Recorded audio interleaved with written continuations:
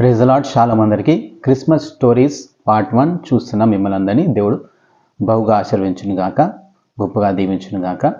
Christmas స్టోరీస్లో నా దగ్గర చాలా స్టోరీలు ఉన్నాయండి. అందులో మొదటి స్టోరీ ఈరోజు చెప్పాలనుకుంటున్నాను. కొన్ని సంవత్సరాలుగా నాకు ఒక సహోదరుడు తెలుసు. ఈ క్రిస్మస్ వచ్చిన వెంటనే అతడు ఏం చేస్తానంటే ఘనంగా క్రిస్మస్ చేయడానికి, ఆ మీటింగ్ పెట్టడానికి, ఏర్పాట్లు చేయడానికి మంచిగా అప్పు చేస్తాడు. ఆ అప్పు తీర్చడానికి కష్టపడి మళ్ళీ వచ్చే సంవత్సరం దాకా ఆ అప్పును తీర్చుకుంటూ మళ్ళీ క్రిస్మస్ వరకు అది కంప్లీట్ చేస్తాడు. మళ్ళీ క్రిస్మస్ వచ్చిన వెంటనే ఆ అప్పు చేస్తాడు. మళ్ళీ అప్పు తీర్చడానికి మళ్ళీ వచ్చే సంవత్సరం వరకు కనీసం 8 నెలలు, 9 నెలలు, 10 నెలల వరకు అప్పు తీరుస్తూ ఉంటాడు. అలా అనేక సంవత్సరాలుగా ఇలా చేస్తూ వస్తున్నాడు.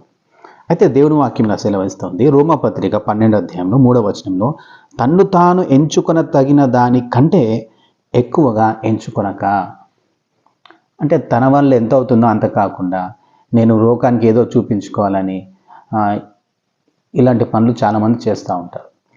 చాలా కథలు, చాలా స్టోరీస్ నా దగ్గర ఉన్నాయి. కానీ ఈరోజు మాత్రం ప్రస్తుతం ఒక స్టోరీ చెప్పాలనుకుంటున్నాను.